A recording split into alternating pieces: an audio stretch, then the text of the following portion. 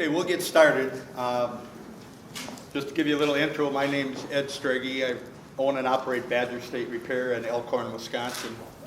We have basically three different parts of the business. We have the repair facility where we have about 20 technicians that are repairing full-time. Then we also have, and with the repair facility, we have a complete plating in-house. We do everything chrome, nickel, gold. Then we also have a case business where we sell over 200 different styles of cases for just about everything. We can make specialty cases, so if you have a contra something and you don't have a case for it, we can usually make it up. You might have to wait a while in order to get it, but we can do it.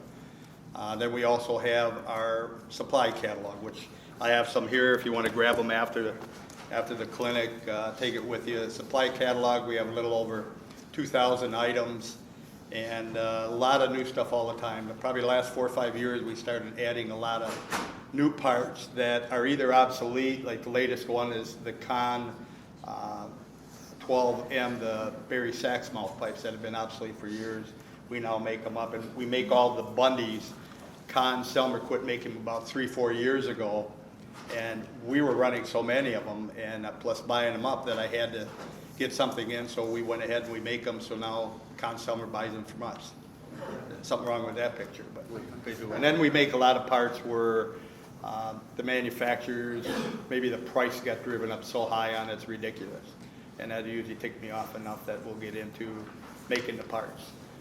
We make a lot of crooks, a lot of the Bach parts, trombone slides. Trombone slides you buy from the manufacturer, $98 for a slide tube. And we make the same thing, exact same thing they're selling for $98, I sell for $25. And you know what? I'm making really good money at $25. So that just shows you we're just getting ripped off on a lot of the prices. Make a lot of the crooks for the Bach, the little first, second, third slide crook on the box. They list them out for $94. I sell them for $20. I'm making good money at $20. Clinic I'm going to give this morning is going to be, I'm not here to do a product session, but I'm going to show you some products that we sell, but also the other manufacturers sell too. I'll go through the stuff. You can stop me at any time when I'm doing the clinics. I'm probably going to run a pretty tight time for the hour and a half that we have. The clinic this time, normally what I give is woodwind and brass, and I give tips and tricks, about 150, somewhere in that range. This time Bill had asked me just kind of stay with the brass because I guess they're going to have some other clinics that are going to be doing coverage of the woodwind, so we don't kind of overlap and you get it twice. First thing I'm going to do is, for those who do trombone slides, I'm going to show you a quick way. Now this would be more for doing rental stock. And you want to do, on the average, just as far as taking dents out, about anywhere from 12 to 20 slides an hour. And it can be done. Just the proper methods to do. You need a good trombone slide expander. The tenor trombone slide expanders, all of the manufacturers sell it. You're going to need a rod. Usually get the set of rods.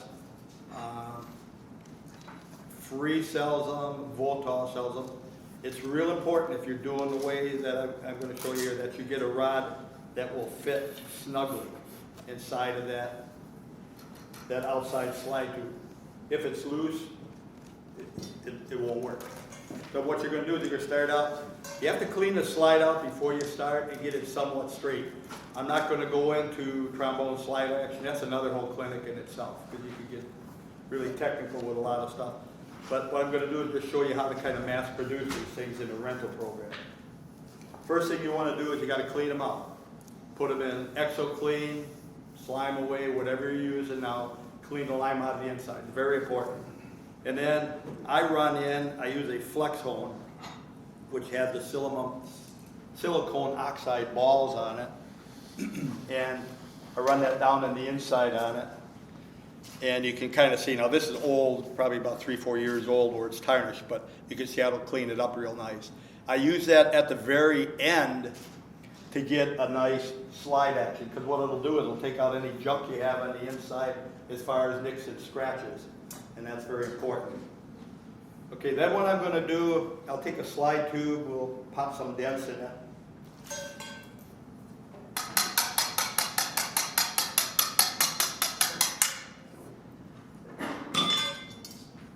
And this is the slide you sent in and fixed.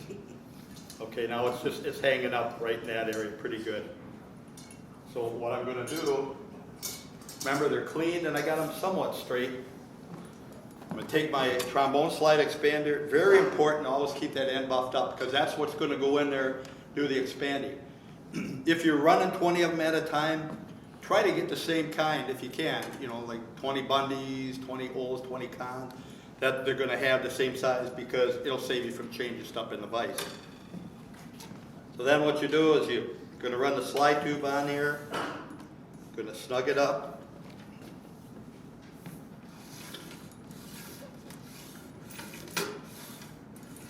I only do this on the outside, never at all on the inside slide.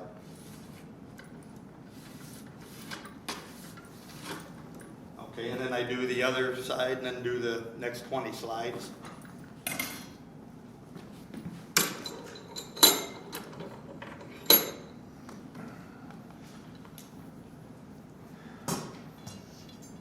Then you go to the rod that fits the outside slide.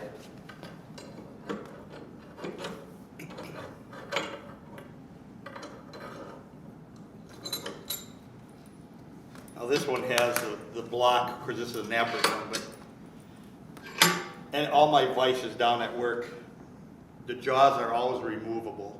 Take them to a machine shop and let them cut a little V in it for your rod, then you never have to screw around with that block falling on the ground and fitting. Just and it just a little 1/4 inch V will be enough to handle your smallest rods as well as your biggest rods. Okay, then what I'm going to do, this is the trombone slide pliers, whatever you want to call it, for doing the trombone slides. I'm going to slide it on the rod. This is adjustable if you're doing bass trombones or tenor trombones. And all you do is just take your slide.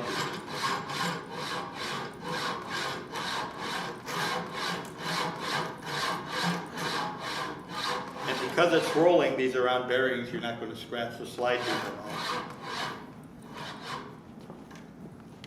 And turn around and catch it for the other side.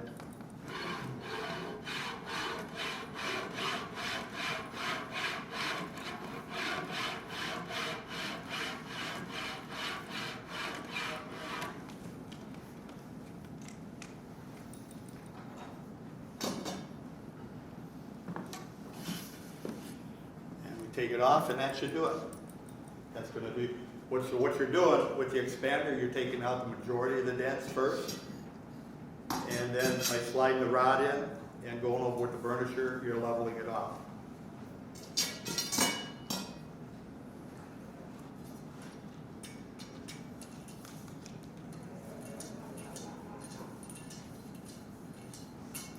So it might need a little bit of straightening. I could feel a little hitch right there, but for the most part, it works good, and I put quite a few dents in there. And what did that take? Maybe a couple minutes.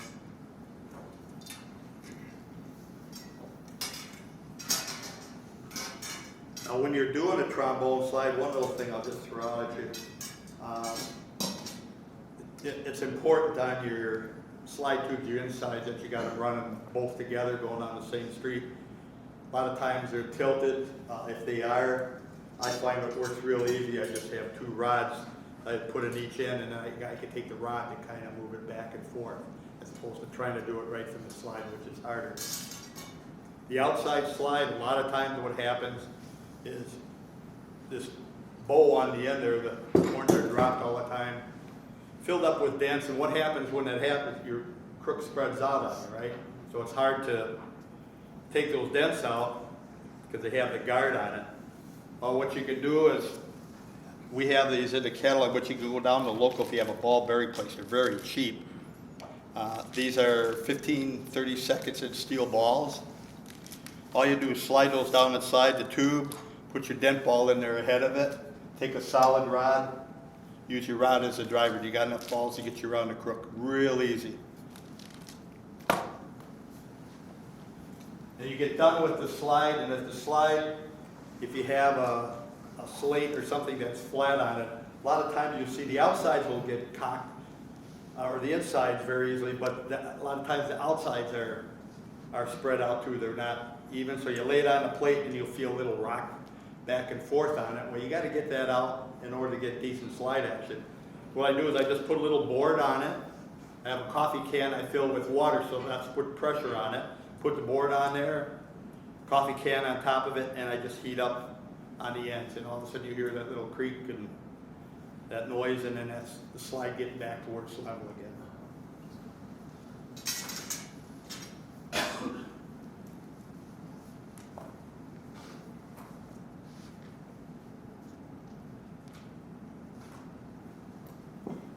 Okay, we're going to do a little bit of dent work on a trumpet bell, a little bit of burnishing. I think they have a clinic on burnishing, so I won't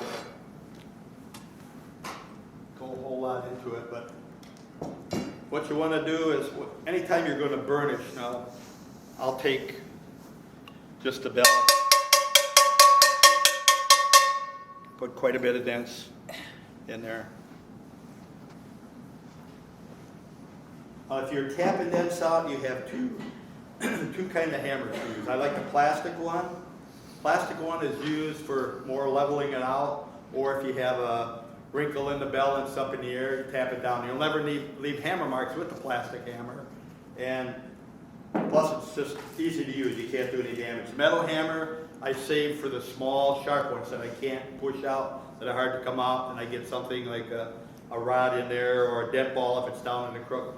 Tap on it with the metal hammer. When you tap with the metal hammer will leave some marks on there. And the thing with tapping dents out, trombone slide would come to mind, probably the worst one as far as when you tap, what happens with the metal hammer, and you have a piece of tubing, just so you have a dent in it, and you tap on it with the metal hammer, you tap to the lowest point of the dent, or you try to raise it up first, but then they level it off. But if you over tap it, tap too much on it, like say it's a trombone slide, when you get done, you're going to have one of these things where it's up in the air. I know we've all done it, and we're all going to do it again, but you just got to be aware of it when you're doing it. If you get it up too high, this area here is really hard to get down because it's work hardened from tapping with the metal hammer on it. So a couple things you could do, you could heat it up and anneal it a little bit. I wouldn't do that on a trombone slide, I just live with it. Be aware of it when you're doing so it doesn't happen or you don't get it in there real big. So then we're going to take and remove the dents that are in there. And I always like to, when I'm doing dent work, I'm a fanatic with my tools. I keep the end of it buffed up. That's my working end, that top part right down there. Keep that buffed up.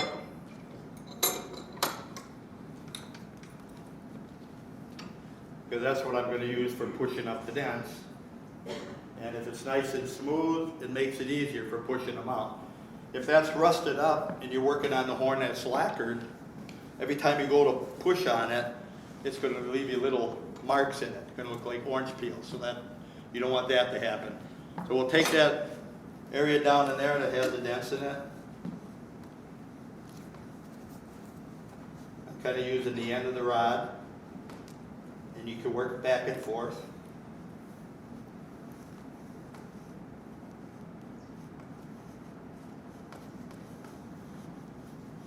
Now I have a couple options. I can go with just the burnisher, which I'm going to do. You can use a two-handle roller, give it a little bit more power, a little more control, or just a straight burnisher. Now I prefer just the burnisher because that's what the way that I've always done it. Now when I burnish, you're going to be working probably on a silver horn or horn that's lacquered. There's a couple things that can be done to keep from from scratching, you can use paraffin, you know, just a regular wax. You can use oil, you can use grease. You can put just about anything on there. It's a lubricant. But if you do that, and if you stop and think, well, anything I put on there, if I rub back and forth on it, after a couple times burnishing, I'm going to have it pushed away from the middle, and then I don't really have the protection. My favorite is wax paper. And I like that because the wax paper will give me protection where I'm not going to scratch the lacquer, and any dirt that I have on the horn will embed itself into the wax paper, so I'm not going to scratch it. When you get done, you'll see a little haze that's on the horn. And usually I like 8 thicknesses. So you can, I got 2, 4, 8. And I put my burnisher down there, and then I burnish with the wax paper. Wax paper is cheap. A roll of it's going to last you forever. One other thing that works really good for taking dents out or burnishing on is this stuff that's on the water bottles or the 2-liter bottles, that plastic. I don't know what it's made of, but it's like steel. You can use that for burnishing too. It'll give you protection. It's slippery.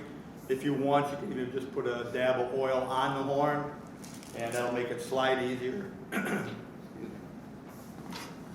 Okay, then we're going to go to burnishing.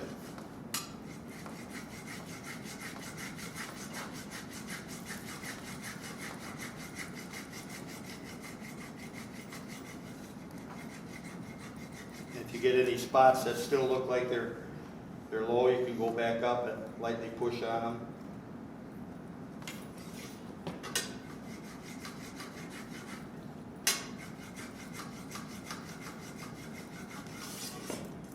And then we have the majority of the dents out there. But the plate condition would be good enough. If it was an overhaul, we'd probably do a little bit more with it.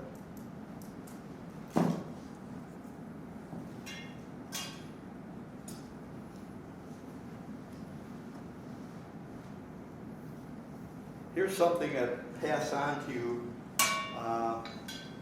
You can make your own Roth tool.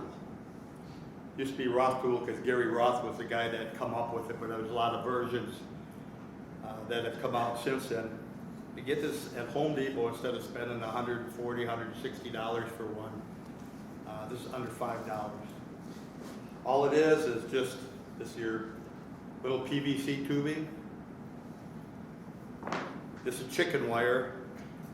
It's 11, I wrote it down, sorry, 256 is the thread that we're going to put on the end of it. So chicken wire runs through there. The handle you can make up any way you want, and I drill a little hole with a screw in there to kind of hold on to the wire. So when I go to remove it, I don't have to always hold on to the wire, tighten that down. And on the very end, I just took a little piece of brass, I even kind of knurled it a little bit, and I put a 256 thread on the end there. And you can use that for go down in the bell crooks. You'll go all the way around. Will it last you forever? No, it won't. Depends how much you hammer it, but it'll last you for quite a long time. If you go to replace it, like I say, this is under $5. Just a piece of conduit. Very simple.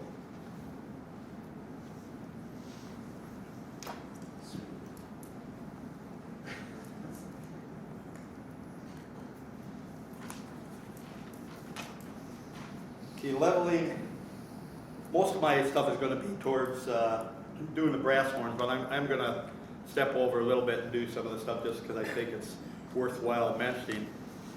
When you get the flutes that somebody sat on, you know how they're bent, and you have to take and straighten them out, you'll get the body where it's running straight, and you'll find that the tone hole will probably be out of round on you, and you're going to have 2 low sides and 2 high sides. Well, the low sides you can get underneath with a rod and a ball tap up to bring them out. But the 2 high sides are up there, and you don't want to file them down because if it has a rolled tone hole, you're going to file right past the rolled area.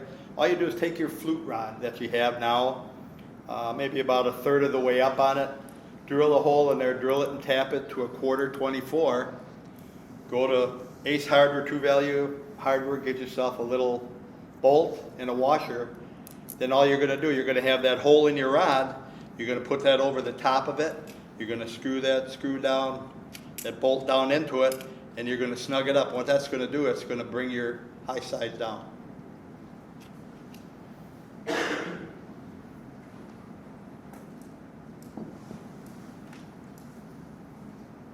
Okay, a busted rod end here. I'm stepping over into the reed part of it, but I still think it's worth mentioning.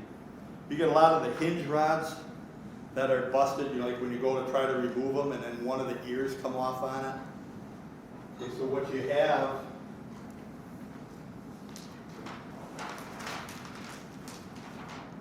you're going to have a rod that comes down like so.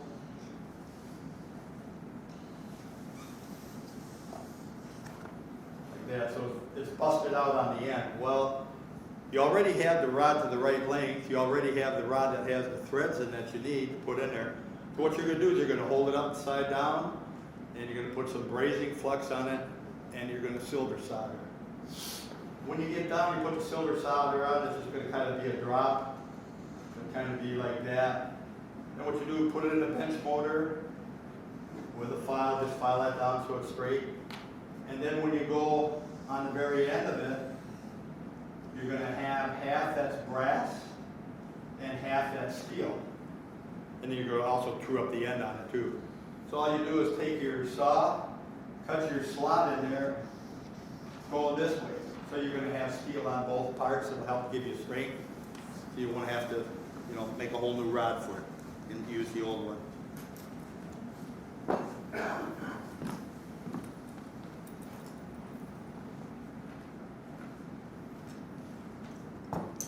This is something I use quite a bit. For those who do a lot of trombone slides, you'll find when you get certain trombone slides, they have a lot of dent in one area, and you go to push the dents out, you can get it, but when you try to get the slide action on it, it still hangs up in the same area all the time, and the tubing is just a little bit out of round. You get in there with the rod, try to push the low side up, and what happens, it springs right back down again. This is for trombone slides, something you can make up too. All you do is just grab a hold of the two high sides. Very simple to use, and just squeeze it for bass trombones or tenors. And you know where it's high, you know, because that's where it's hanging up. You can even lay a cloth in your hand that makes your hand very sensitive. It'll slide nice and easy, find where the two sides are. And it's always going to be, you know, like taking a roll of masking tape like this here. It's always going to be, if it doesn't want to push up, these sides are going to stay like that. So all you're going to do is come down on the two high sides with the pliers and lightly squeeze on it. And I say lightly, it doesn't take much. And it'll respond, and you're going to bring each side down, and then what's going to happen, that metal has to go somewhere. So when you push it down on it, and you push it up, your low sides, your high sides will come down, your low sides will come back up.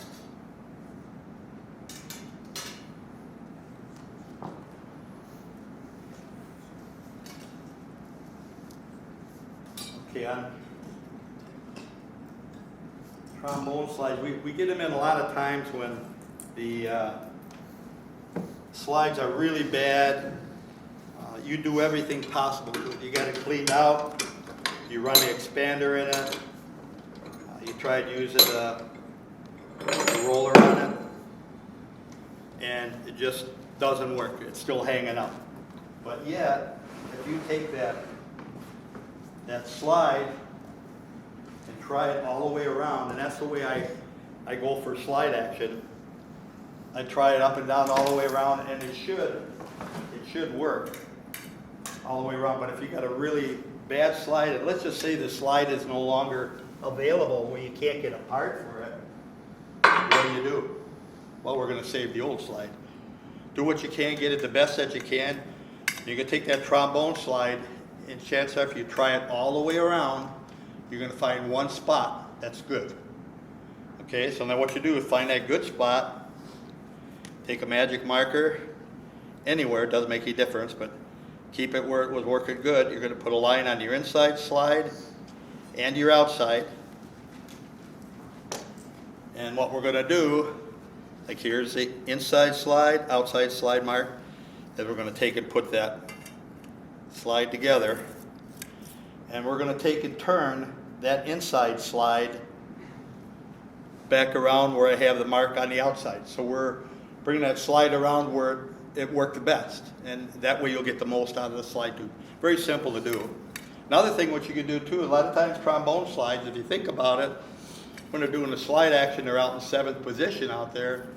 You get the trombone slides that are always worn on the top at 12 o'clock and at 6 o'clock.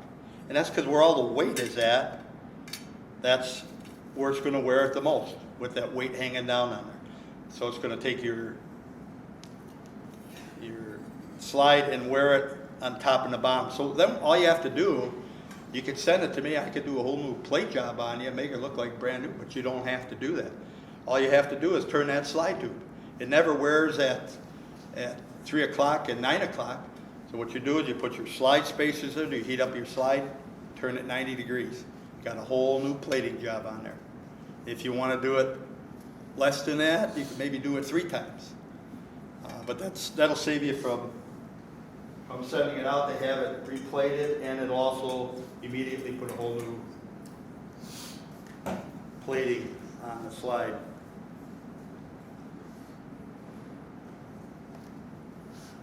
Here's probably one of my favorite tools as far as doing dent work.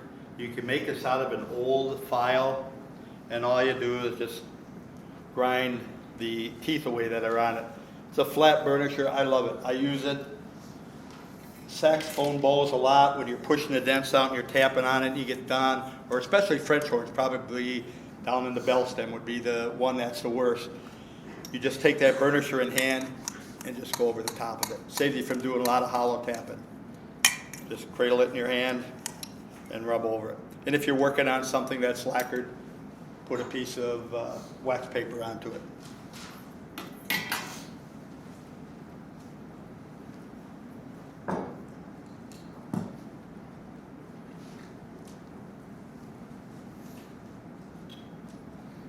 Here's also something you can make. This one I think I'll pass around because you can probably look at it, understand a little bit better. But a lot of times you get the trumpets in, or coronets, or whatever, baritones, doesn't make any difference. But they just kind of hitchy. Many times it's the valve guide that's bad on it. Many times it's not the valve guide, and you just get some junk down in the inside on the valve guide slot. Well, here's just a standard file, but I just file it down, give me a little bit of clearance. I'm going to go on there, and then I took a little bit off the sides, and it still has the teeth on the end. So you go down in there, run that into the slot on the trumpet, and it'll clean it out for you. You'll find out if it was hanging up because crud that's in there, that'll do the job.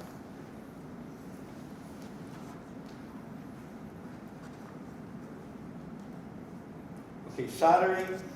When you solder on the lacquer, one of the biggest problems you have is air dry lacquer. Air dry lacquer does not like heat at all. So if you're applying heat to the lacquer, it's going to turn dark on it. You're going to take and burn it. You can sweat it by staying way out with the torch. That will help. There's some things that you can do. Let's see, make sure I don't miss any here. Well, your biggest enemy on it is going to be flux. As soon as you put the flux on and you put the heat to it, she's going to go right away. I like to use these little oiler bottles that we use in the reed department. I keep one with flux on because you can be very specific where that flux is going. And for those of you out there who are bass fishermen or fisher ladies, whatever, these are great if you do any bass fishing to put into the night crawler, and then you just kind of squeeze it, put the air in it. It'll make them float. And the bass love it, and it'll look so good you almost want to eat the worm yourself. But it does work. Flat emery cord. I know most of the suppliers sell it. I use this a lot. If I'm going into an area where I'm going to do some soldering, I like because it's flat, I can control it. It doesn't roll on me when I'm doing. If I'm trying to get underneath a brace, I can control getting underneath there on it. And then, like I mentioned about your temperature when you're soldering, there's a couple things that you can do that will make it a little bit easier for you. If you're soldering an area, one of them is you can just take a piece of solder put it over the end of a rod, like you're shining a pair of shoes, and as you're doing it, it'll get longer and longer, and all of a sudden it'll break. You start soldering where it breaks, because it'll be really thin right there. It'll take less heat. Say you're putting a spring box on the saxophone, that's all you really need, because the normal width on there, you're going to have too much solder. You have to go back and wipe it off. So you just work from the break. Another thing that you can do is you can take just a normal solder and put it on the bench block or vise or whatever, and you can see how much wider it makes it, but it's flat. So like if you're going to solder an S-brace on a trumpet, cut that piece off, put it underneath the S-brace, put your little bit of flux, add your heat to it, and you're good to go. The other thing is they have flat ribbon solder, and that works good underneath the S-braces, but I prefer to go this route. You got the solder in house usually anyhow, rather than buy another roll of solder.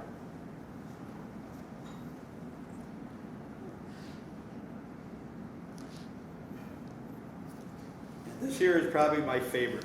This idea, John Blythe told me a couple years back at the NAPBIRT convention. I've used it, fantastic. Probably one of the best kept secrets in town.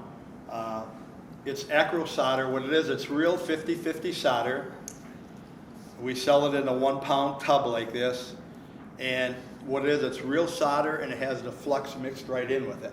So if you're going, whatever you're going to solder, be it a sax post, a S-brace on the trumpet, you just take it out, put it underneath the brace, put a little clip on your brace. And the nice thing about it is if you have any excess on it, as soon as you press down, the excess is going to come down to the outside. So you can remove any of the excess before you even put any heat to it. Then what you do is you go to the heat gun. You can do it with a torch. Stay way back. You got to have a lot of patience, because when we get the torch in our hand, it's all about time is money, you know. But from point A to point B, when you get done with this, you're not going to have to do any spot lacquering or cleaning up the area, taking off any burnt lacquer. Then just get yourself a heat gun. Go around that brace, whatever the area is that you have the acro solder on, heat it up, and all of a sudden, once you see it come all the way around, you see little black stuff come to the very end of the brace. That's your flux. That's in with the solder. That's telling you, I'm done. And just let it air cool, and then just take a little water with detergent in and wipe off the area, and you're done. I've done many horns that are lacquered, berry sacks, the top bowl that is dented. A lot of times you pull it off so you can get down into the stack if it's beat up real bad. Solder it on, you wouldn't even know I was there at all. Has anybody ever tried that? Nobody? Oh, one. Okay. They could try it. And on your heat gun, do you need to use the nozzle on to make it really small, the heat gun itself? Yeah, some of them they'll have different nozzles, the wider one, some will have the tapered one. Doesn't really make any difference. Yeah, you're still going to get the heat out. Just be patient with it, and wait a little bit for it. It's going to take a little longer than if you want with the torch, but in the long run it's going to be shorter, because you're not going to have to do any follow-up work on it afterwards when you're done. Heat gun temperature? Hot. It's hot. Well, I mean, well, no. I don't know, Gary. Like I has a gauge, I can change it. Oh, you do? Oh, you're a lucky guy. Well, I have this. but I don't know what to set it to, so. Yeah, I just have one setting on it. But you'd have to, if you got a setting on there, Yeah. then I would just experiment with it, Yeah. see what works. Excuse me. Yes. That's a piece. What? You open the piece now. The acro solder you just showed, is it a piece? Yeah, it's in a paste form. Yeah, and you open it up, close the can. If you find that it starts to harden up and you forget about, closing the can up on it, I've never done it, but I'm sure somebody could, forget about it. But just go in there and put yourself a little bit of flux and mix it up. It'll last you for a long time. And have you tried using the pad cup plier heaters that you sell? All that solder? No, I haven't. Yeah, that's a good idea. I never thought of that, because that'll give you the heat too.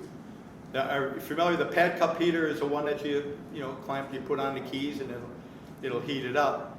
I haven't tried that at all. Good Yes. That works really good for flute rig plates. For what? Flute post rig plates. Okay. The pad cup heater to put that stuff underneath, that way you don't get overflow downside the pop. Very good. Okay.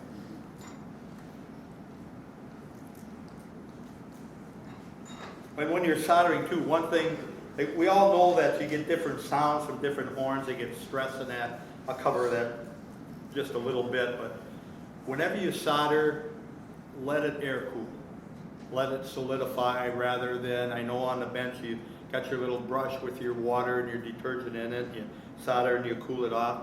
And here's the reason why, because if you don't, and you can do an experiment, take a trombone slide, put a trombone slide, just an old beater that you have, put it in the vise to hold it, and go up to the end over here and heat it up.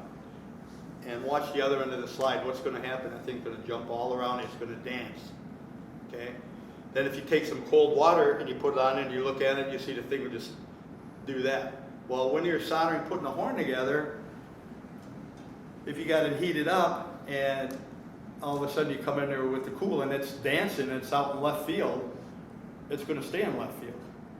By letting it air cool, it'll find the least resistance, it'll find home, less stress on the horn. Because a lot of these horns, they get stressed out, you know, over the years, they get dents in them, dents under the braces, bring them in the shop, we push the dents out on it, and it'll just take away the vibration of the horn.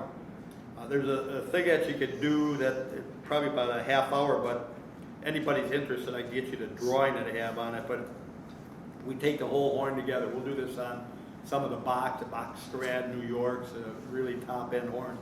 We take them completely apart, then we solder them back together a certain way, and when we put it back together, before where you had just a thud, all of a sudden you got a nice ring. Over the years, just the pressure and dropping the horn and putting dents in it, put stress on it.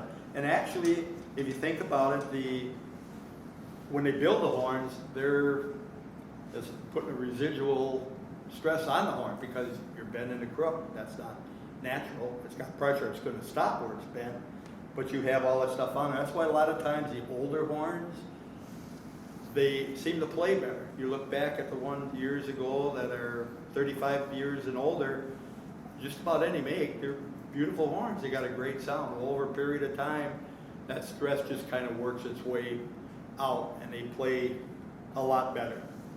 Did they know more back then than what we know now? I think not, but I think that's one of the things that kind of helps.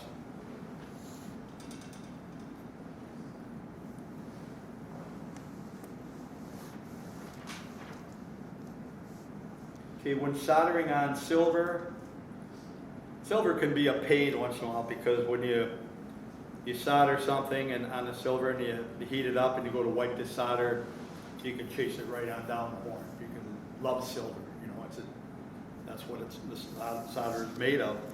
So what you can do is called the pencil trick.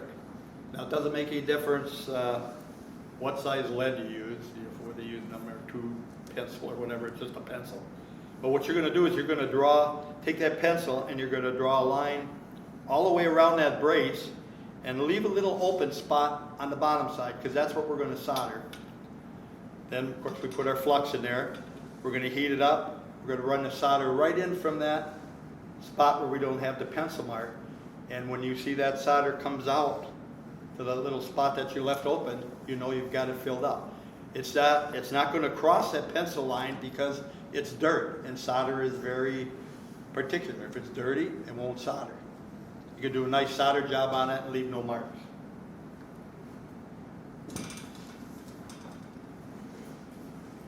Sluggish pistons, very common problem. One of the main reasons is they usually drop it on the second slide. Bring it in, second valve hangs up, doesn't work. Easy fix, a couple of them. You can take the first or third slide out, put it in there. And the only reason why the piston's hanging up is because the slide was bent down. Put a first or third slide in, a little bit longer, give you a little bit of more push, and just take a push. And a lot of times when you do that, you see the piston pop right up on it. Another thing what you can do too, a little more dangerous, but it'll still work, is just with the slide in there, just hook yourself a piece of ragged wicky like that, or a piece of rope, whatever you have. Take and run it around the crook, put it into the vise, and grab a hold of it. Start out easy and give it a quick jerk. See what it's doing to the valve. Do it again, do it a couple times till you get to the point where your valve's working again. If it was real bad, you may have to hand lap it with a little bit of pumice and oil when you're done. Or use one of the laps, which we'll cover in a little bit. Buffing on lacquer when it's after it's burned, you could use a bristle disc. You could use the small buffing wheels. I think I've got some over here. The little knife buffs that we have, they're real tiny. They're maybe about 3/8 of an inch, but they'll work and get right in next to the brace. Okay, removing a stuck slide, many different ways to do that. Biggest way, but we've just taken, we'll heat it up, we'll put oil on it, heat it up, put oil, heat it up, put oil. Then you can take just a small rawhide mallet lightly and just take a tap on it. That'll kind of shock the crud that's in the inside to loosen it up. So you can do that. Let's see. Heat oil, and then you can also use half a roll of masking tape, put down inside the crook, and take a tap on it to tap it out. It'll give you a cushion, so you're not going to dent the bottom of the slide. Just watch, if you do that, watch what's happening to the rest of the horn. Sometimes they're in there, they're so tight, they're not coming out.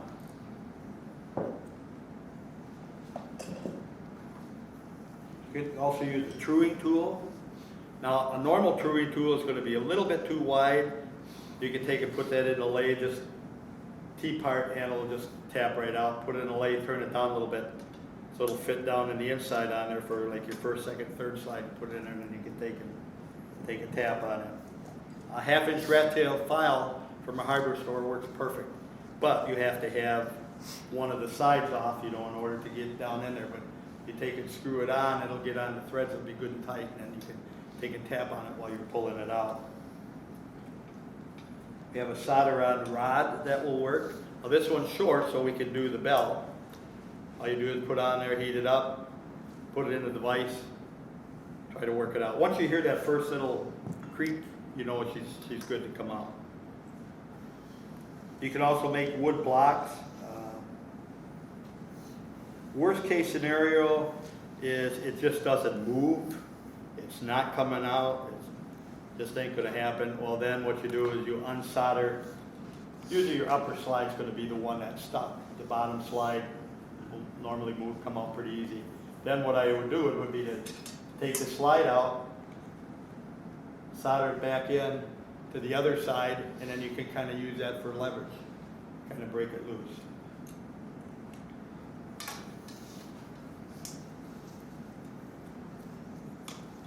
And then we also have this is almost a cure-all, unless you get a real nasty one. This is a stuck slide removing pliers. All you do is just get it over the area by the ferrule, take a tap on the slide. It's good and solid for removing, probably the best way. All the other stuff will work. You go right to this, you cut through the chase. Now once in a while you'll find by using this that slide is in all the way. So you don't have room to get this pliers because it's tapered on the inside. Then what I do is I'll heat it up and put the slide on there, and as I heat it up, I'll lightly tap it. So it's going to move that ferrule back just a little bit. That'll give you room that you can get down in there with this pliers. Hey, what about those Yamaha 2D slides, those one piece Yamaha 2D slides? Have you ever had experience with stuck slides on that? You're talking, it's just okay, I know what you mean. Yeah, you got to work on them to get them out. I usually go with the heat and the oil and stuff on it. Something else here I'll show you in a little bit. They can be nasty. And this has been out for about probably a month and a half. It's penetrating oil. It's called Freeze Your Nuts Off. I didn't name it because I've probably found a different name than that, like freeze your ass off or something. Coming from Wisconsin, there's no such thing as this goes to 45 below zero. That's normal temperature. Wisconsin kids are still swimming on it. But what it does the same thing that you're doing when you apply your heat and your oil, heat and oil back and forth. This stuff here, you take it, you spray on it, about 5 to 10 seconds on the slide tube, won't hurt the lacquer, and in about 10 seconds, it's going to take it down to 45 below zero. And what that will do is doing the same thing. When we heat the slide up, what's happening? It's expanding, right?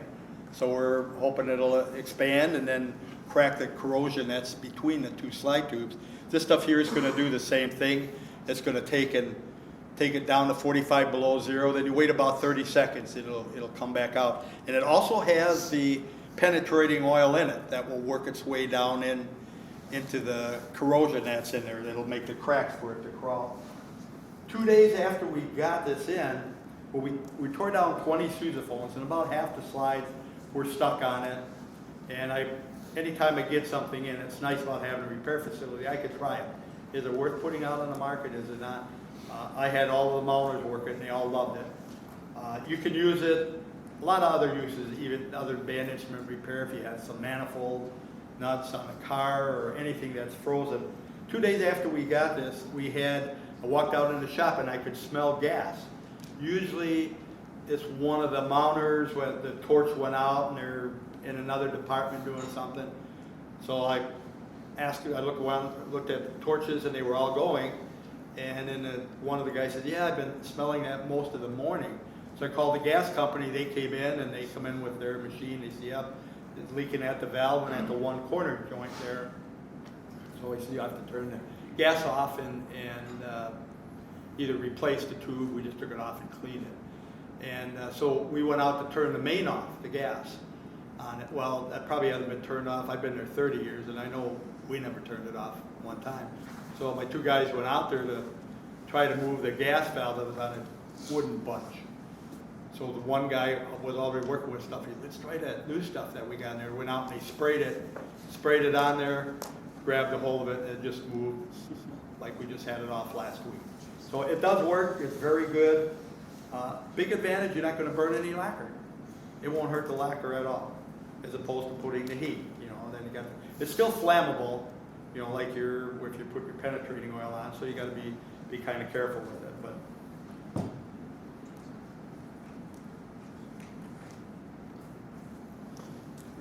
stuck valve caps, very common problem. What I do on it, you want to take a tap on the valve cap. Now this one here has internal threads. Most of the time they're external threads. Take your small rawhide mallet if you can. Take a tap on it all the way around. That sudden jolt from the hammer is going to help loosen it up. I also have a rod here, or made from an old drumstick, that I can put on there and have somebody tap on it. Works good. And again, you could go with that stuff there, or you can apply a little bit of heat on it.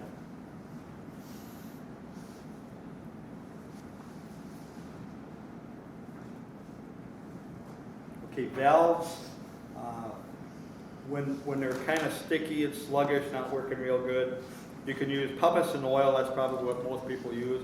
You can also use Colgate powdered toothpaste or Pearl Drops toothpaste. They'll both work. They're very gritty. They're going to give you what you need from it, and they'll do the job. And the advantage is, when you get done with it, just use your hot water, and you can rinse it out with that as opposed to going with a solvent and a degreaser.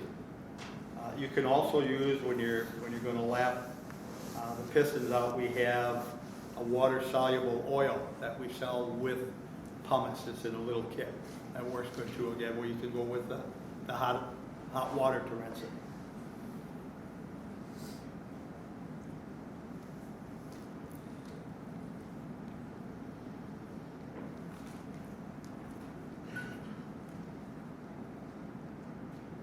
Okay, bad threads, common on the trumpet, where the threads, are all zigzagged and you can't get the old cap on it.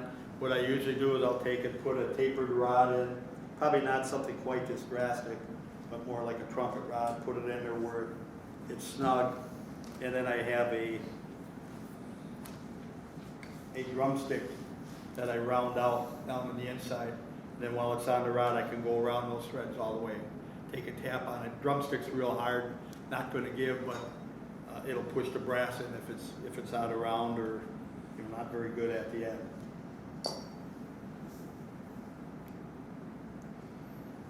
Okay, you can also use, if it's real bad, you can use Allied sells a chaser, which will cut. You put on, make sure you get a good start on it. Put on there and run the chaser on. Free sells one. It's a little bit different. It puts the threads back in place rather than cuts the thread. Depends on the situation, which one do I prefer.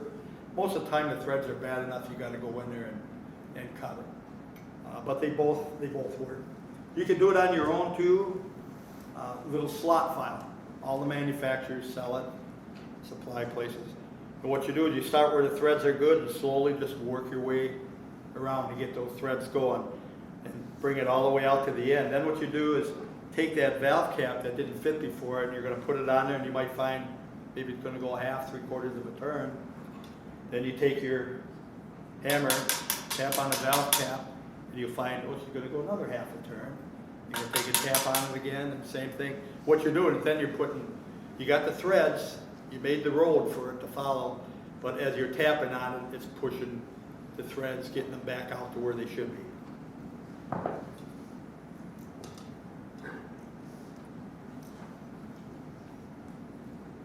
Stuck pistons, very common. You never know what you're gonna get with a piston if it's hanging up. First thing is to do an inspection. Always make sure you look inside there, because I've got tons of in with paper clips. I've got everything, which I'm sure you have too.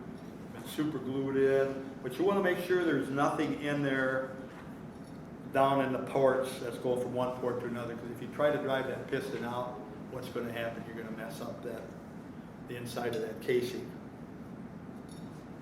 So then from there, if it looks like it's good, a couple different ways you could go.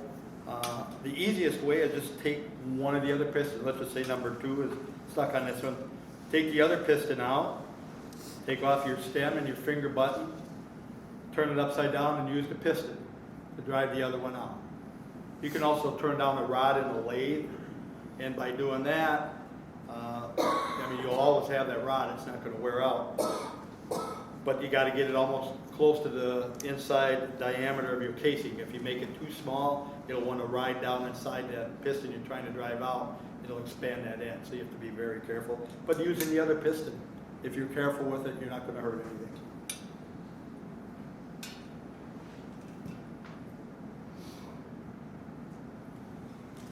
Here's something, this is an idea from Gene Pilchik years ago. I shared this idea at the clinics. And it's a simple tool to make if you have a lathe. And I kept showing it, and then guys would all say, well, why don't you start making them? I said, well, you can make them, but I understand a lot of shops don't have a lathe. So we finally went into production making them. I'll pass this around. Be very careful. These edges are sharp. The reason why they're sharp, when I cut this, I'm actually taking, for each of these slots, cutting it back like that. So that's why that edge is so sharp. And where would I use this? You get a trumpet in, and they had it, and it had a mouthpiece in it. Mouthpiece moved around in the case, put a little pimple, put a dent in the valve casing. Go to try to pull the piston out, it's hanging up real bad. Look down the inside, and you see exactly where that mouthpiece hit the casing. All you do is put this in the vise, take that casing, doesn't make any difference if it's a trumpet, cornet, baritone, tuba, it makes no difference. You're not going to do anything to the inside of the casing. You're not going to score it, you're not going to scratch it, but the little pimple that's in there, look out. You slide it over the top of that, put some pressure down on it, and it'll shave it right off. I'll pass it around and just take a feel. You can feel it's got some pretty good sharpness to the end on it. Did we get that file back that it passed around? Okay.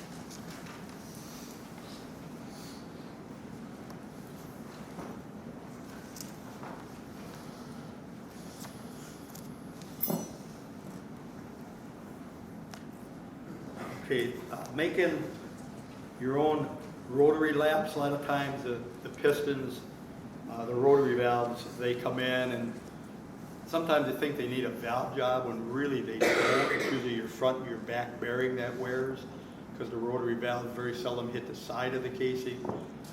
So what we do is we can swedge the front and the back. They're swedging dies where all the suppliers selling them. They work good.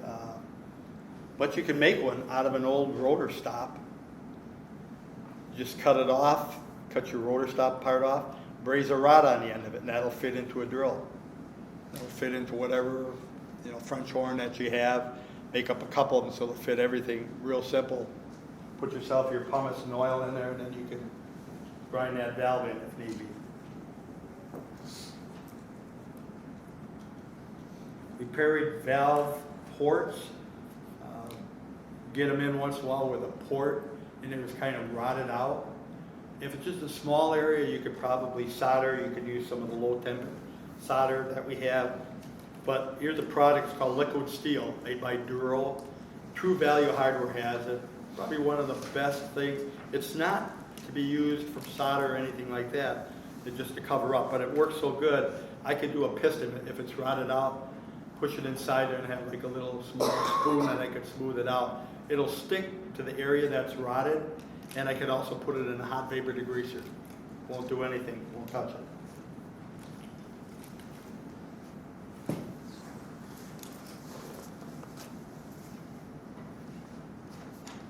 Okay, backing up a thin knuckle, very common. It's something that you get, and it might have a crack, already have a hole in it.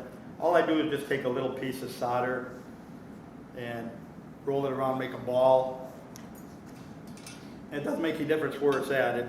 Most of the time it'll probably be at a knuckle. It could even be down in the bell crook. Drop the little ball of solder in there, put a drop of flux in there, and from the outside with a torch, just heat it. And you'll melt that. She'll cool down on the inside on it. Give it support and strength in there as opposed to cutting a patch. Now if it's a big hole and it's rotted out, then I'd probably just cut a patch to put on it.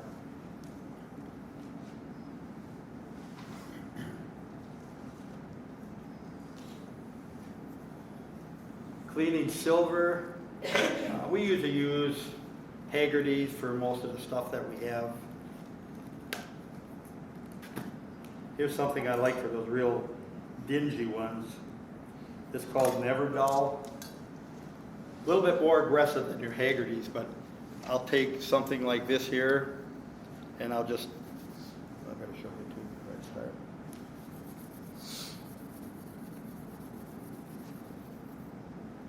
About 10 seconds, and you can see how it's cleaned it up. That's for the stuff that's real corroded. I apologize to people in the back, you probably can't see it that good, but I'll leave it up here if you want to look at it after the clinic.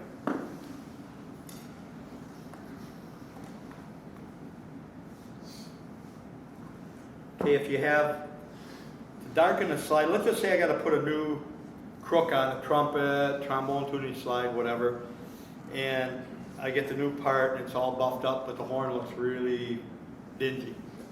Okay, what you do is after you put the slide on, you're done soldering, take your torch, heat it up, because if I buff it, color it, put it on there, you're going to have the big shiny slide going to stick out like a sore thumb. So we're going to darken it. We can do that by putting heat to it. Apply the heat, set it down, go back, do that maybe 4 or 5 times. Each time it's going to darken a little bit more. When you reach the point where you say, okay, it's going to match pretty good, just take some 2105, some lacquer it up. It'll match. Now you got to convince the customer that you just put a new crook on, but even though it doesn't look like new, but it'll match the horn a lot better. Another thing that can be done too, as time goes on, we know we're all getting short, trying to get parts from the manufacturers, which is really hard to do. They discontinue it. So as repair techs, we're more and more have to start getting creative and doing things. Well, one thing you can do, let's just say I had a horn and maybe the slides are like that. And this is just way too long. What you do is cut yourself a piece out of the middle of it. Bring it together. Now you can either braze it, silver solder where you bring it together, or put a little ferrule on it. That way you'll have a crook for you know, that you could use.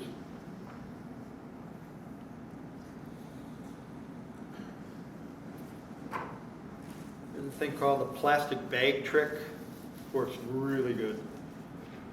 When you're working on a horn, say like a silver horn, it's brand new, even a lacquered horn, you just put your round bell iron that's in there that you used to rolling the dents out, take and buff it up first.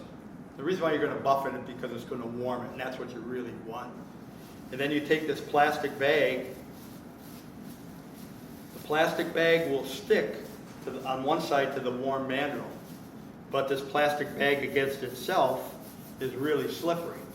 So you just take and put it on there, roll it back and forth, it'll give you protection. You'll never scratch a horn by doing it.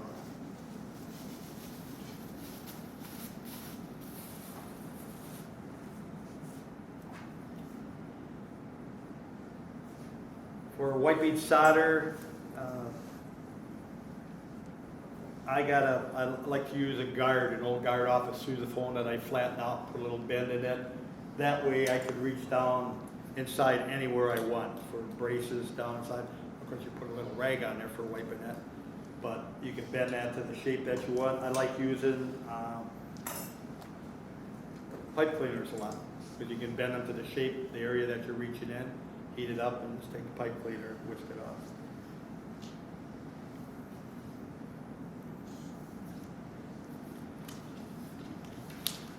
Okay, we have some discs.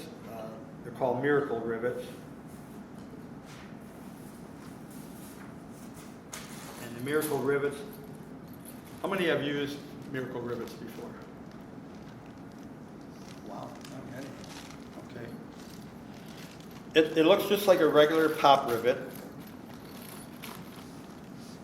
You wouldn't know it from looking at it. But what you do, the old way when you put a rivet in, let's say you're doing some case repair, you'll take and put the rivet down inside there, pull out the inside of the case, take the old rivet off, maybe take a little Dremel tool, cut it off, pull it out.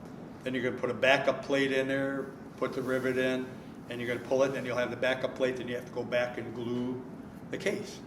Here you don't have to do anything. Put the rivet in, pull it back. It's going to make its own backup plate. What's going to happen, it's going to peel all four sides all the way around. So you don't have to take the case apart, you don't have to re-glue it. All you got to do is get the rivet just a little bit longer than the width of the case to give you a little bit of ear on the back side to catch it. Very simple, quick, and of course time is money on anything that we do.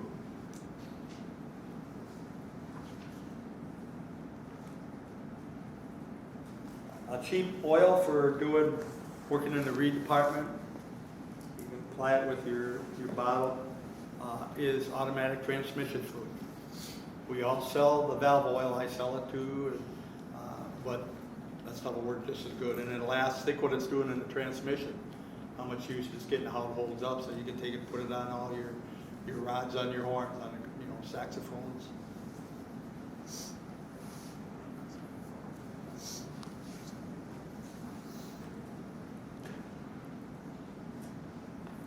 For brazing, if you do much brazing, I find just a little hinge tube.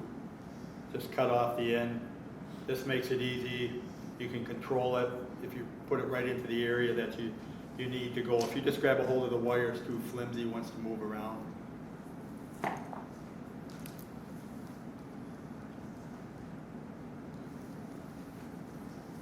Here's a little electric drill. A lot of technicians over the years have carpal tunnel. Why? Because we're always doing this. You're moving your wrist constantly. And my main reed guy down at work had the surgery here done probably about a little over a year ago. And he wears kind of like a guard on his wrist, so he's not quite the torque. He keeps it more straight, works more with the arm, with his arm.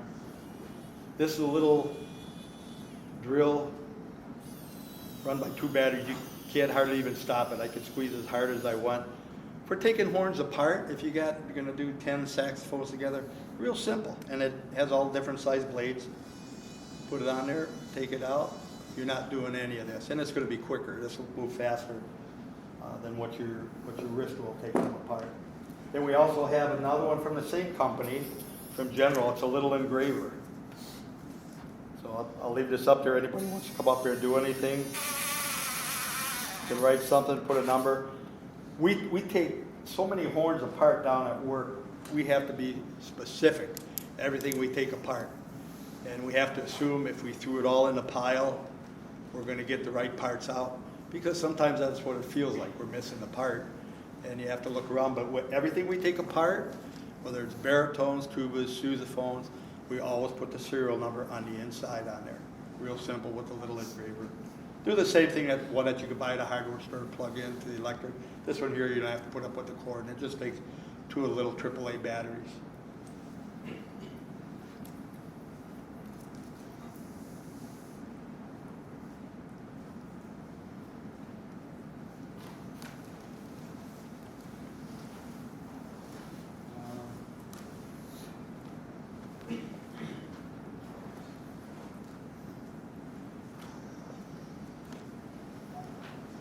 Here's something, the little glue discs.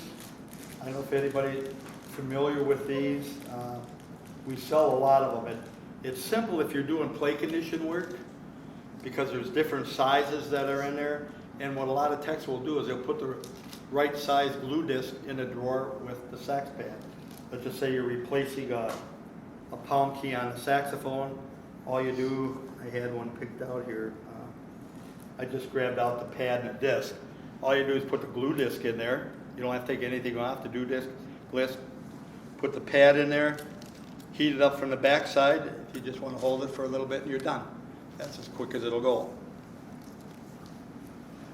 Now if I was doing a repad, would I use a glue disc? No, I'd probably just go with what you're using now, whether you're using a Sure Stick or whatever. But they'll work great for play condition. Another thing too, while I got this in hand, if I'm taking dents out, many times you go by that octave tube in there and it'll come loose. Okay, easy way to do it, rather than take your keys off and then heat it from the outside, because you have to take the keys off or you're going to burn the pads. What you do is from the outside, take a little piece of brass, lift up on the octave vent tube, slide it underneath there, and then what you're going to do is you're going to take and heat it up from the inside with a small torch. Put yourself a little bit of flux in there. The solder's there. You don't have to add any more solder. Heat it up from the inside. Stay in the middle. You're not going to burn any of the pads. Let that heat spread out. By doing that, then rinse it out and you're good to go.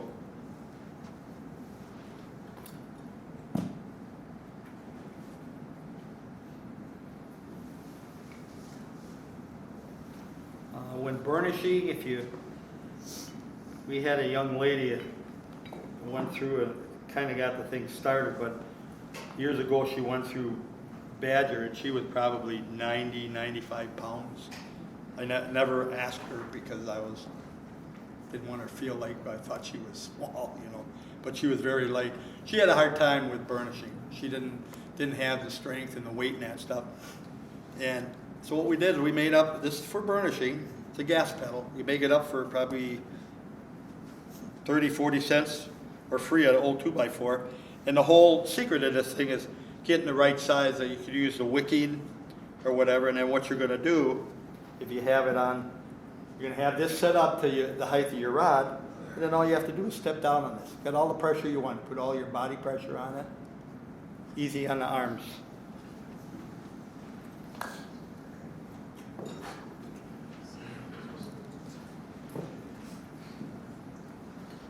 Okay, there's a product called Easy Patch for those who do fiberglass repair. Fiberglass repair is not fun if you do it the old way with the old angel hair and this here, I think it's a 5x7 sheet. This is just a piece of PVC that I put on there, and I mean it's hard. You can't do anything to it to hurt it. You put it on there, cut the piece that you want. The only bad thing, once you cut the pack open, it's done. But let's just say you get those fiberglass sousaphones where the bells are busted and cracked at the end. Take yourself, pop a piece of that on the back. You can sand it, you can form it, you can paint over it. You'll never know that it's on there. And these sell for $15, which is going to make it easy, quick money-making job on the fiberglass horn. You can even use it on the branches too, if you have holes where they're busted out, like the brace is pulled out, pop a piece of that over, drill it out, put yourself your brace back in there.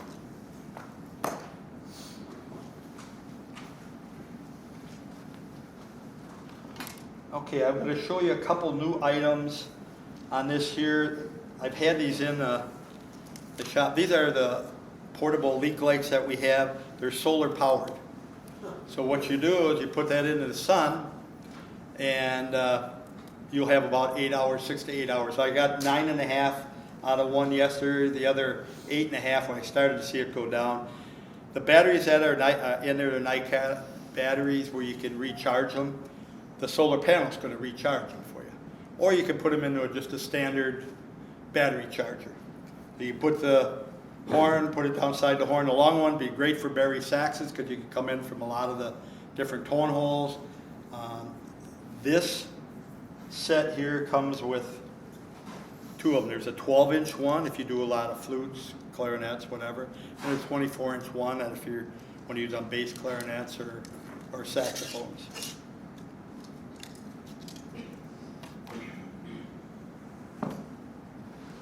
Here's a sister to it, basically the same thing. This one comes with only the 12-inch one. There's a couple little diffusers that you can put on there that change so it's not quite as bright. Some people like the brightness of it. And there's also, like on TV, but wait, a pack of little adapters that are in it for your MP3 players, your flip phones. You can actually charge it right off of this unit.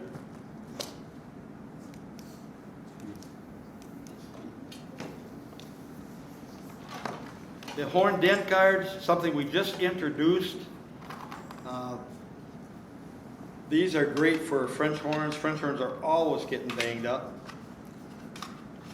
Start from the small end. And they'll fit any French horn. In the area where they get banged up all the time, bring them into the shop. One guard will pay for itself, when it comes back in. Especially if they're in your rental program, protect your investment. When you bring it back in, you do the other things to it. This is the area where they're going to get dented the most. We have them for French horns. They come in 3 colors. They're clear, they're black, and they're white.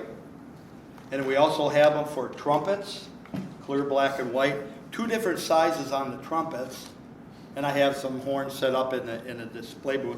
And we also have them 3 different sizes for the trombone tuning slides. Okay, the trombone tuning slides get banged up an awful lot, especially on the bottom end, the crook. And we also have a guard for those down on the bottom crook. So you can protect the areas that are going to get dented the most. And this is a product I got out of Australia. I get it from Maury Zahner, a good friend of mine over there, so he gave us exclusive rights into the States on it. Here's a little light. I love this for inspection. I sell them. You can buy them at Walmart. They have them too. Some of them at Walmart that are going to be bigger diameter. I don't like those. This is the small one, and it's really bright. I love it for looking down trumpet mouth pipes. For red rod on the inside, I love it on trombone tuning slides. You put that onto the end, and poof, you can see down the whole slide tube. One of the guys at NAPBIRT convention a couple years ago said, well, how about a piccolo leak light? Well, I had to try it out when I got back put in there. It lights up the whole inside on it, but that's not what I use it for. Plastic adhesive guards, very familiar with these things. The last couple years, we sell a ton of them. As opposed, they're originally made, Con was putting them on their sousaphones, and it's for all the different branches. We have them in, look like brass lacquer, we have them in bright silver, and we also have them in satin. The satin ones are going to go by the wayside. When I sell those out, that's going to be the end of them, because we just don't sell that many of them. But what you do is you can put them on sax bottom bows. They're flexible, real easy to put on. Take you less than a minute to put one on. There's glue on the inside. All you have to do is make sure whatever you put them on, there's a sousaphone. We put one on a guard. My wife has a Kia Soul. It's an ivory colored one. and I got the thing tripped out with the guards all the way down. So people are always asking, man, where'd you get, when you went to the dealership? So where'd you get that stuff? Here's my husband. But the back side of it, the glue that's on it's made by 3M, is the same thing, same tape that they put on trim that's on your car. So you know it's going to hold up in the weathers, you know, the cold weather, the hot weather, the rain. Simple to replace it. If you're a cheapskate like I am, instead of buying the smaller ones, they're very cheap, they're only a couple dollars. Take the metal one off, and a lot of techs are using the MDRS, the magnetic system. Take the old one off, which is made out of metal. Put your ball on the inside, straighten it out, and before you put it on, take your either alcohol or degreasing fluid to clean it off so this will stick. But I was going to mention, if you want, as opposed to buying the small one, if you do your math on it, it's cheaper to get a longer piece like this and then just take and cut it, because it cuts fairly easy. It'll actually give you a little bit more protection on the end there than what you would get with the metal one, because the metal one, as soon as you hit it, is pushing the bow in. This here, it's a little bit cushy. You can come up and feel it. But they can cut it to the length you want, and then just go to a hobby store. They have those little pins that you get that are brass, and they're actually, oh, I got one here. It's just called enamel paint marker. And like for the silver ones, I can take and cut it, and all I do is just take and touch it on the very end of it, and it'll match right up with the silver. You won't even know that it was cut. Because when you cut it, it's going to be black, because that's the way the material is on it. I looked into making these up for bigger horns, like tubas, bottom bowls, bigger ones for sousaphones, for baritones. It's way too expensive, way too expensive. What I have to buy, my minimum outlay is going to be about 20 grand to expand into the wider ones. Now, when I get done with the guards, they're cheap. I mean, they're very cheap. I probably sell them for maybe 20 bucks a piece on the bigger ones. But to get to that point, even if I add on all of the tooling and that stuff, and I have to buy so much of it, it's not worth it. Den hammers. I'm always looking for a way to cheat. I love my den hammer. We sell a little magnet. There's 4 of them. If you go over by MDRS, they're giving them away over there for free. Drill a hole in your den hammer, put your magnet in there. So as you're working and you're tapping on a crook, trumpet crook, trombone crook, you're tapping, look for a dent ball, all you do is go like that, slide it there, you know exactly where that dent ball is at. Unless you got a brass set. Then you need to get a brass magnet. No, but it does work good. I don't really have to use it. With the students they go through when they're first starting, they're tapping where the ball's not most of the time. Then they find it, but many times they're tapped it down on each side of the ball by the time they get there. So this, I have them use that to locate it. Helps them out a little bit. Here's a little buff, a tiny buff for spot buffing. This one I like. It comes down to a point, so you can get right next to a brace. There's a coffee I got in the lobby. Oh, pearl powder. I have to mention this. Just because we have so many new first timers and some of the students that are going to school are going to be getting out, but these are pearls that you can make on your own. Now, a lot of times as time goes on, it's harder to get the pearls, hard to get the right size pearl. You get the size, get a bigger one, you got to cut it down to make it fit. This here is just simple. For about 20 bucks, you got enough here for a long time. Make hundreds of different pearls. All you do, it's got a 2-part epoxy. I could sell the epoxy to you for more money than you can buy it from the hardware store. But there's a catch there. The stuff from the hardware store will yellow on you. This stuff won't. What you do is whatever you want to put in, if you want to put it in a little cap, mix it up.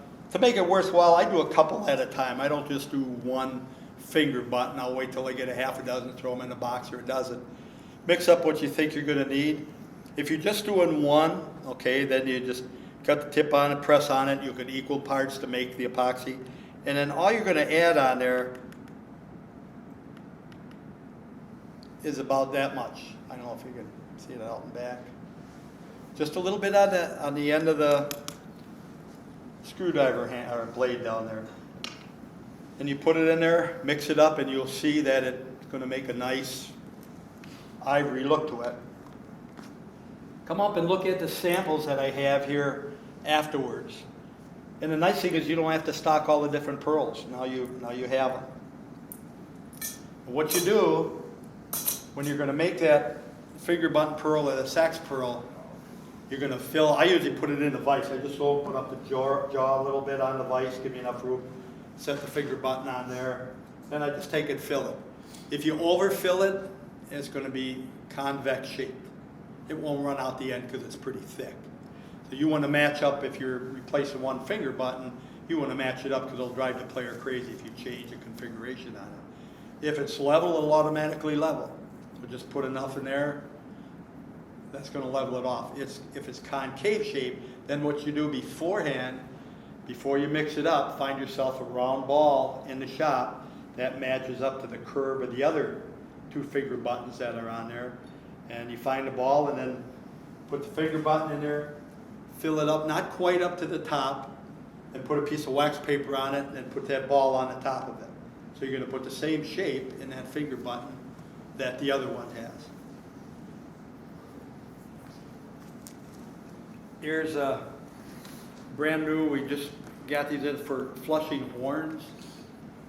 You can use it in your shop. It's not used for bypassing that annual checkup when they bring them into your shop, when you should go through it, do the chemical flush, put the water key corks on, whatever it needs.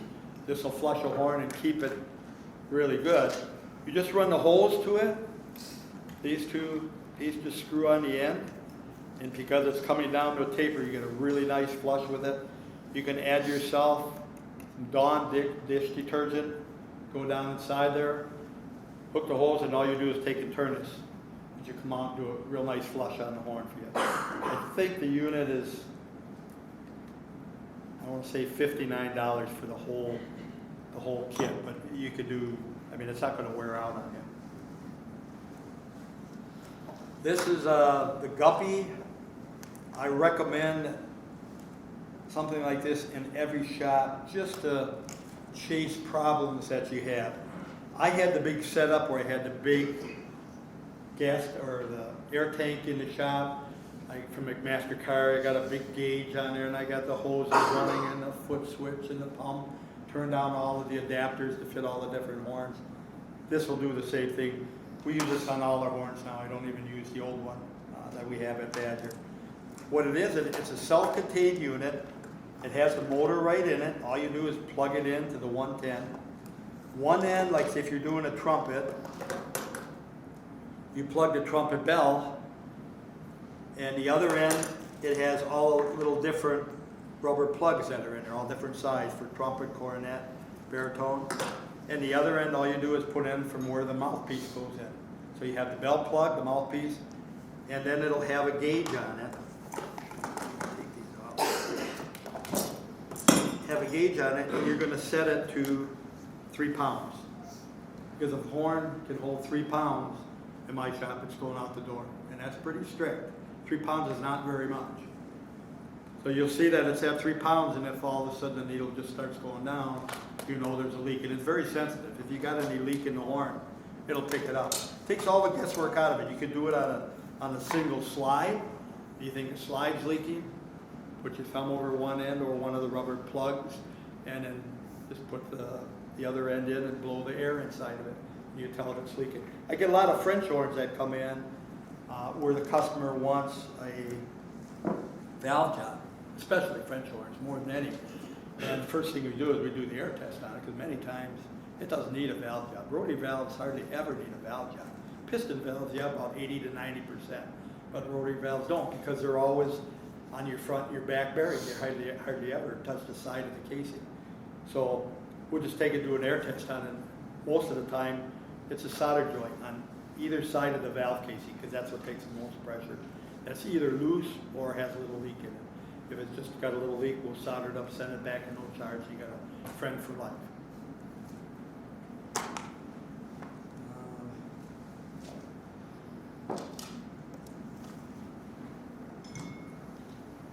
Okay, this I always save till the end, because when I do, it takes a little bit of time, and I don't usually run out of time going through the stuff.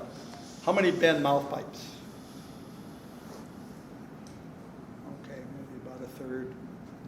Good money maker. Really good money maker. What you want to do, we sell all the mouth pipes. Allied sells them all. They're already pitch filled. All you got to do, whenever you bend the mouth pipe, you always, with no exception, start from the receiver end. And on this one, on the French horn, well, I'm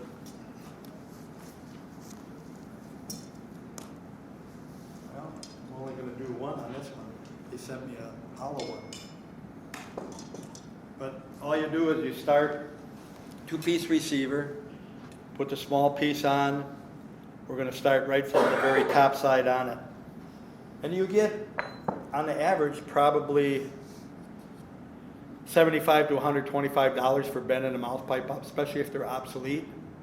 I'm going to do one here. It's going to take longer for me to explain to do it than it will be to bend it up. Once you get the hang of bending them, they're very easy to do. All I do is I put the very end where I want to start, grab a hold of it. You can bend the head of yourself a little bit.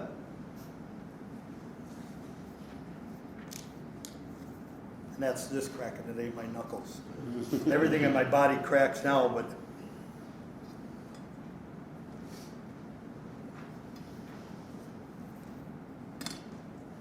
and if you're new at it and not used to bending, I'd recommend, so you don't soften up the pitch that's in there, I'd recommend putting a pair of gloves on, just so you don't warm it up.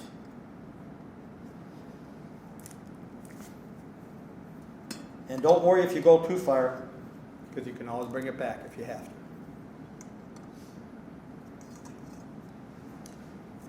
to. And there you have a Con 60 mouth pipe. That's just how quick it goes. Now comes the fun part. Depending on how you like the people that you work with, will determine how you're going to grade this out.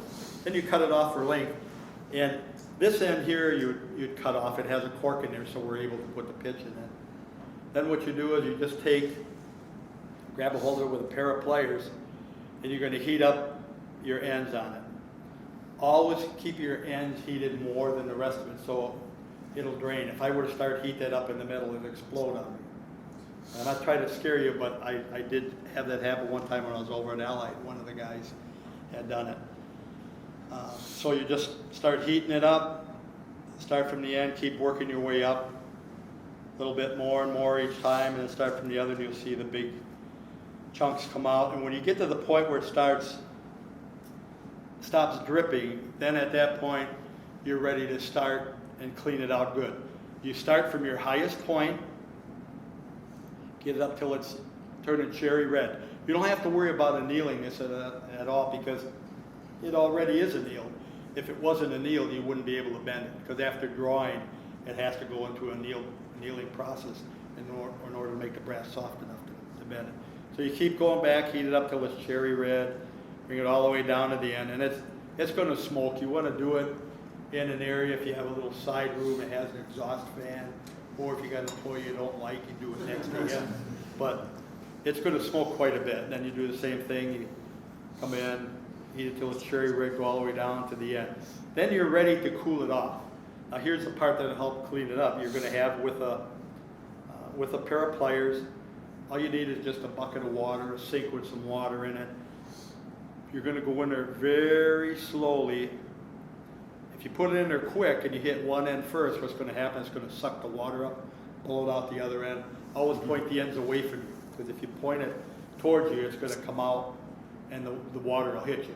You swear that you're going to die. It'll scare the daylights out of you, but it won't hurt you. So you just put it in the water, slowly cool it off. When you take it out, fill it half up with water. Just take it, shake it.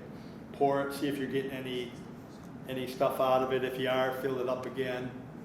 Shake it, just do that until you start seeing the black stuff on the inside. But $125 job, because it was a Con 60. And a lot of the pipes and that stuff there are not available anymore. You get the French horns in that, some oddball name, but Usually that's the first thing to go on any horn. Trumpets, French horns are the mouth pipes that are on there. Okay, I'm gonna finish it out. I'm gonna show you, I usually stop a couple times, but I don't wanna do anything that's gonna take away from the clinic. I could do a little magic for you. I got my mentor back there, John Huth. He's my teacher for magic. I'm going to take a deck of cards. Now this is, they call it a locked deck. And I'm actually going to do it up front here so you keep an eye on me so I don't cheat. And if I cheat, it's your fault because you didn't catch it. This is just a deck. You can't see it in the back, but they're all in a row. Start from king, ace, queen, jack, spades, clubs, hearts, diamonds, all four of the deck. So what I'm going to do is I'm going to take the deck, and I'll pick you to do it. And all you got to do is tell me to stop. I'm not going to look at the cards. I'm going to show them to you. We're going to lock the deck up. Okay, you ready? That's your job. Okay. You just tell me to go. Stop. Got it. Got it? Okay, can everybody see the card? It's the two of hearts or whatever, something like that. Okay, you got the card? Okay. Now we want you to take this here, put the lock on it.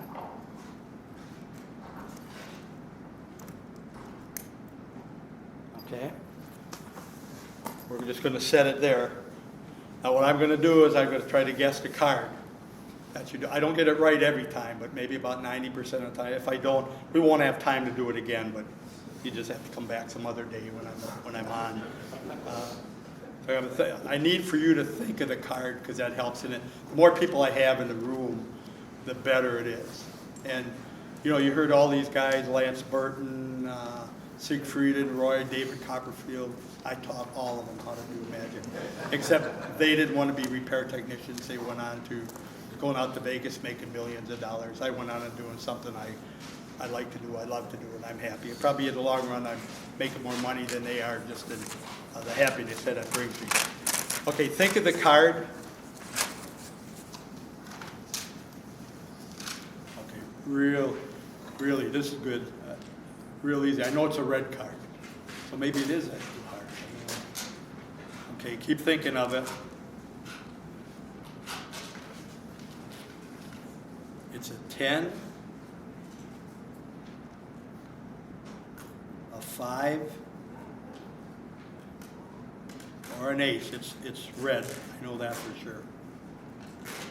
Keep thinking. I know it's a diamond. I think it's a diamond.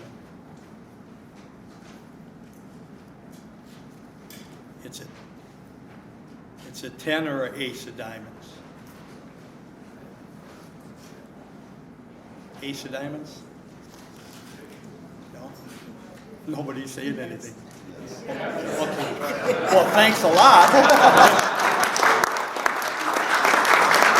That's the first time I had that happen. Nobody went like this and said, yeah. Okay, now we're going to go back to the deck, and they're all in a row. We'll start with spades, king, queen, jack, 10, 9, 8, 7, 6, 5, 4, 3, 2, 1. And we start in the diamonds. King, queen, jack, 10, 9, 8, 7, 6, 5, 4, 3, 2. No ace of diamonds. It's going, what are you reaching in your pocket for? What are you going to grab one up? Okay. So the ace of diamonds is gone.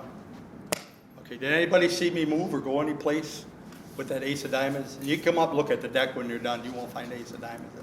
Okay, say number 1 or number 2. We got to eliminate 1. 2. Okay, pick 2. Say left or right. We got to eliminate 1. Right? Okay, we'll eliminate the right. Okay, I want you to go underneath your tablecloth there and see if you may have the ace of diamonds or the 2. No? It's not there? Yeah, okay, ace of diamonds. Not like this.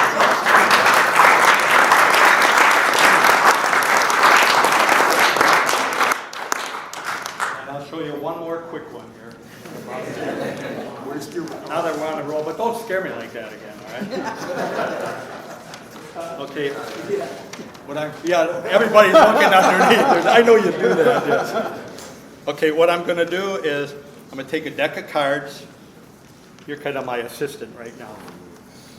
Okay? And I'm gonna, you see the guys, you know, there's such a thing for magicians, they have marked cards. So I can look at the deck and I can tell you exactly what it is when they pull it out. So I'm gonna, and a lot of times you'll do something on there, what they'll do is they'll know as soon as you take the card out what it is by looking at the marked deck. What I'm gonna do, I'm gonna talk you through it.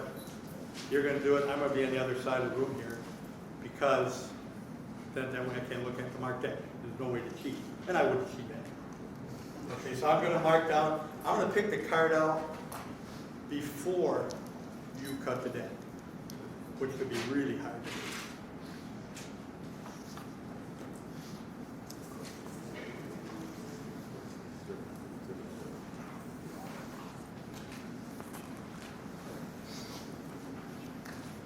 Usually I do this halfway through when people start falling asleep and it kind of wakes them up a little bit. Okay, I want you to take the deck, cut it anywhere you want, turn it 90 degrees and set it down. Okay, then I want you to take that deck just the way it is and put it on top of that one. Yeah. No, not that way. The other way. Okay, I'll do it one time just to show you. Okay. You want to keep it 90 degrees. What's that? Keep it, okay. And again, I'll show you, it's not all one card. Okay. And they're all mixed up. Is there anything missing in there? Did you find the ace of diamonds? Or anything in there? Look. Oh, well, there it is, there's the ace of diamonds. That should have been under here. Okay, so we're gonna take the cards. Let's see, I got one joker.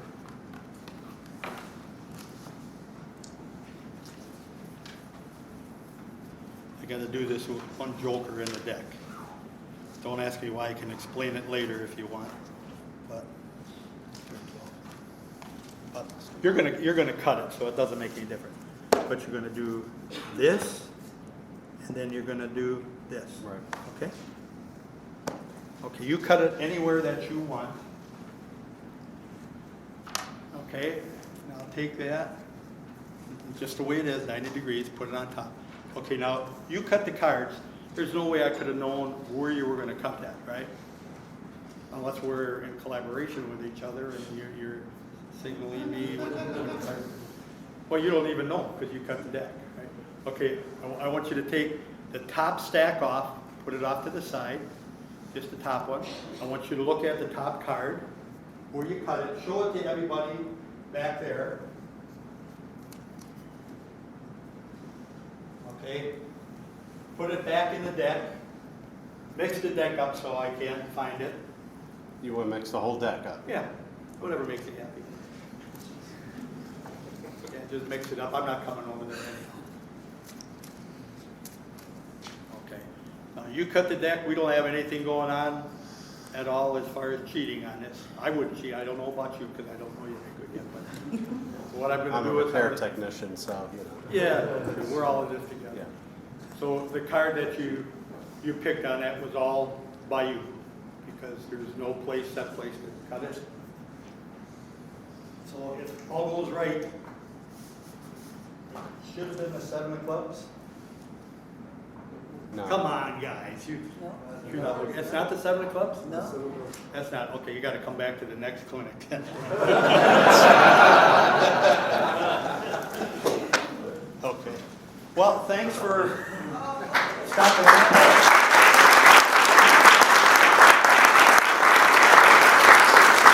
For the first timers that are here, I hope you really enjoy the opportunity that you have to learn and don't be afraid to ask questions, okay? Thank you.